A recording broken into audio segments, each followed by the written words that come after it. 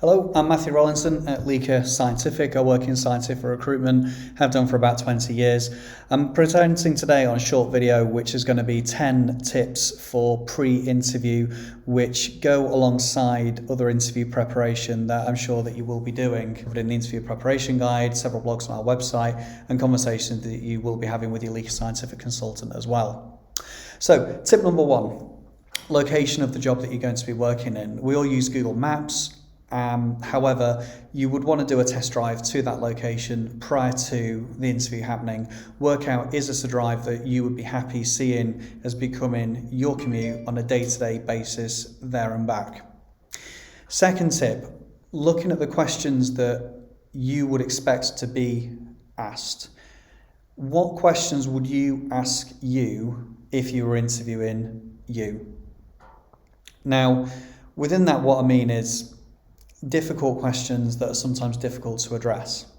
Example, if you've moved job on several occasions or have a gap on your CV.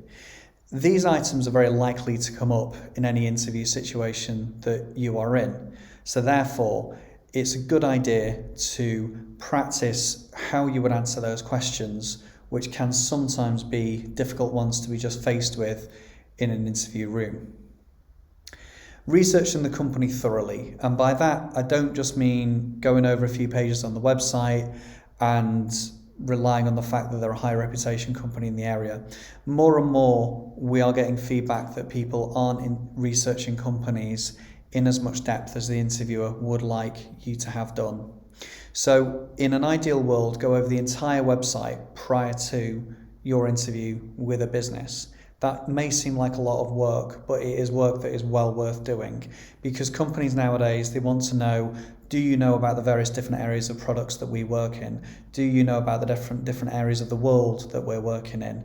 How much do you know about this particular business? Now, are we a known quantity to you as much as you're going to be to us in about an hour after you've left this interview room? So it's a really important point to research the company as much as anything, so that that company can buy into you and the level of research that you've done on them. A quick win with researching companies I've always found has been press releases, especially in large company cases. They're speaking to the press on probably a daily basis. Now, a press release that's come out that morning can often be a good icebreaker. For example, if they've opened up a new site, for example, won an award or had some other piece of news out there in the market, a nice, I read about you this morning or read about you in the Sunday papers, is a really nice way of basically saying I've done this outside research on your business and sort of breaking the ice early with regards to the question of how well researched are we as a business with this particular candidate. Fourth tip is then checking the interviewer's background. Now, obviously you can do that on LinkedIn, but in many cases the interviewer will be at a level in the company where they are being spoken about online if you Google them. For example, they probably will have presented at conferences, or they'll be writing some kind of content out there for the market. They might have been interviewed for a magazine, but by researching that individual background, you're able to sort of better understand the person who's in the room with you, obviously, but you're also able to understand if you're speaking to them as a chemist, I'm speaking to somebody who's got another strong chemistry background, and you're then better able to communicate with that individual on a good level, knowing that they will understand and follow well what it is that you're speaking with them on. Tip number 5 is practicing your structure of your answers, especially in what we would call frequent flyer areas of your CV. What are the frequent flyer areas? Well, we would expect anything along the lines of your dissertation project would be in that category. We would expect that your current job obviously is going to be something that people are going to be wanting to ask you about. If you're just finishing university and haven't worked yet, then any elective modules that you've done on your course, especially the ones that are going to be pertinent to that particular job, are going to be the areas that we would expect, yes, in any interview you would expect to be asked about those particular fields. Now, you are given all of the information that you require prior to your interview in order to answer those areas of questioning. For example, the laboratory techniques that might be covered within a particular role will be detailed on the interview, or if you ring up your consultant at LiCa Scientific, we'll be able to tell you exactly what those techniques are. But you will have that information and you will be able to go into depth about those particular lab techniques from either your own background or your own research that you can do do online. And these are really, really important areas, because what you want to be able to do is to provide a good, solid, structured answer to any particular thing that you're asked about within that interview setting, even if it's an area that you've got a small amount of experience or if it's an area you've got a large amount of experience. Practicing your situation, task, application, result structures to those answers is again really important, because by giving them that structure, you're better able to communicate to somebody and have them receive and understand that information from you about what it is that you're trying to have them understand. The situation, task, application, result element is covered in your interview preparation guide, which you will have a copy of if you've booked an interview via LiCa Scientific, or is also available as a download on our website. Keeping on with this subject, your body language and how you come across is a really important aspect of your success within an interview. And by rereading any of this information that you're going to present upon in this interview that you're in, you will be better able to come across well. It's a bit like an actor reading a script. Somebody can win an Oscar for something 2 years ago, given a wonderful performance, but if you were to then 2 years later say, okay, you go off and you do that exact same quality of performance now, having not read that script, so they're not going to give an Oscar-worthy performance. They'll probably barely be able to remember the thing. And the same applies to your experience. And this is something that especially candidates who have covered something probably to a lot of depth sometimes struggle with, is that you do need to reread it, even if you feel like you know it very, very well. In fact, especially if you feel like you know it very, very well, because you will find that you'll be missing small elements of the experience within your explanation if you haven't read over it for a while. But even if your recall is completely perfect, then your throat will be more open, your eye contact will be a lot better, your ability to present will be enhanced by the fact that you read it 2 days ago. So therefore your mind is effectively telling your voice, you really know what you're on about, and there won't be any of that kind of digging around at the back of the brain, the the hesitations, the difficulty in recalling, where was I when I did that kind of thing. None of that. You're going to be coming across confident, happy, eye contact, smile. Everything's great in the world.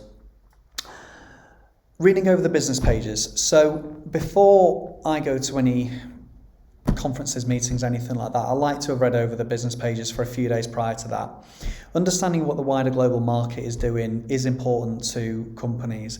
So no company exists as an island, and especially in the last few years, we've seen a massive amount of turbulence and change on the market. And especially if you're interviewing in a larger company, for example, if they're a company that's traded on one of the stock markets, it would be good to understand what's happening on that particular market. Is it going up? Is it going down? If it's a company that's working within a different field, then it's good to know about what's the competition doing in that particular field? What's that market generally like? Is it a market that's growing? Is it booming? Or is it a market that's sort of consolidating? Whatever.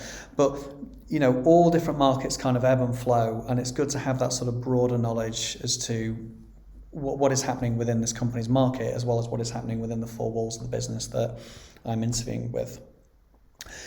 Couple of last bits of advice. Point number 8 is really basic one, but things like having a spare top in the car in case you spill a coffee on your way to the interview.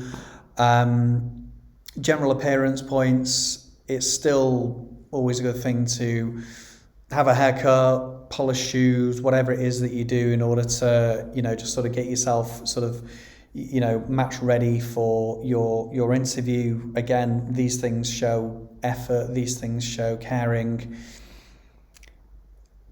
The final points are discussing the roles with your family as well. And if you are offered a role following on from your interview, especially in the room, you want to have as much as possible answered all of the questions, but covered that with those nearest and dearest to you.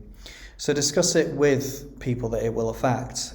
Is the commute that you're going to undertake going to be compatible with what you do outside of work? For example, school run, football practice, whatever it is that you do in the evenings. Will it work with your family as well as will it work for you? And then finally, probably the most important point for us, which is the financial side. If you are interviewing for a role which confers a higher salary, which most people do, then what will that salary mean for you? What is it that you're potentially negotiating on if you do look to achieve a different number versus the number that might be being initially discussed? A salary checker website, there are many that cover different markets and different counties and countries where they have tax systems and state and federal taxes. In the UK, we've got national insurance as well as the regular taxes as well to bear in mind. Every country's got its own taxation system.